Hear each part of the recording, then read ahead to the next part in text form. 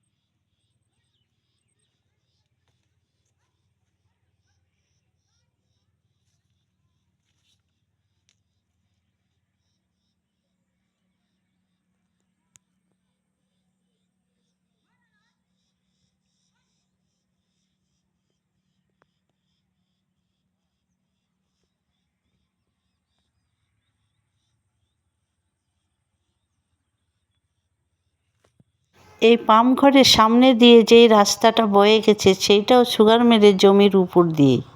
দুই পাশে খেজুর গাছ, তাল গাছ। রাস্তাটা অনেক সুন্দর। সকাল কিংবা বিকেলে এই পথে গেলে শীতের অনুভূতি অনুভব করবেন। রাস্তার দুপাশে খেজুর গাছগুলো রসের জন্য প্রস্তুত করেছে।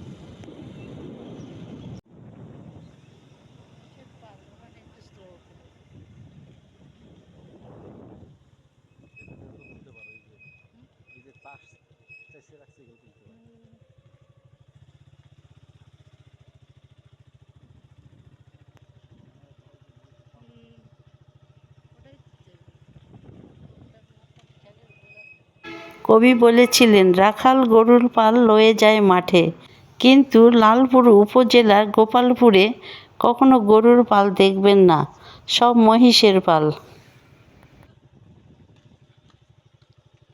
আগের দিনে রাখালেরা গরু মহিষের পালের সঙ্গে হেঁটে হেঁটে যেত।